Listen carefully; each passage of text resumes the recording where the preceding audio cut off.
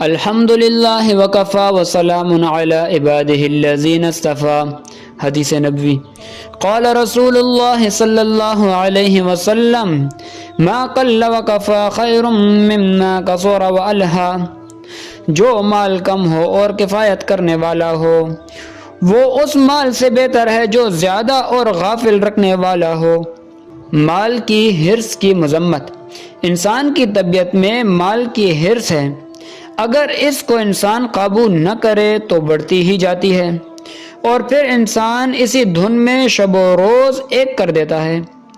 اس حدیث بالا میں ایسے شخص کو تنبیہ کی گئی ہے کہ انسان کو چاہیے کہ تھوڑے ہی مال پر قناعت کر لے، ایسا نہ ہو کہ مال تو زیادہ ہو جائے اور یہ اس مال میں ایسا لگے کہ اپنے رب کو ہی بھول جائے۔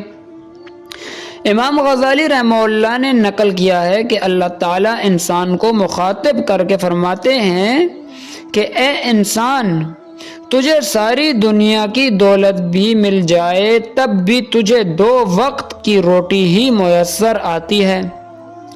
حضرت حسن بصری رحمہ اللہ فرماتے ہیں کہ اللہ تعالیٰ نے ایسے شخص پر لعنت فرمائی ہے جو اس کی تقسیم کردہ رزق پر راضی نہ ہو۔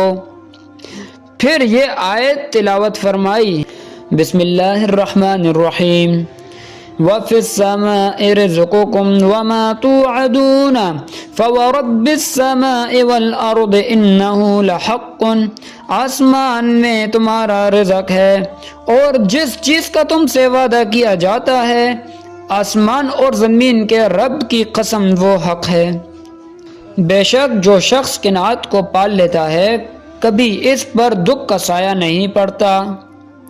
اللہ تبارک و تعالی ہمیں اتنے مال پر خوش ہونے کی توفیق عطا فرمائے جتنا اللہ تبارک و تعالی نے ہمیں عطا کیا ہے۔ اللہ تبارک و تعالی ہمیں بات سمجھنے کی توفیق عطا فرمائے۔ وآخر الدعوانا ان الحمد للہ رب العالمین۔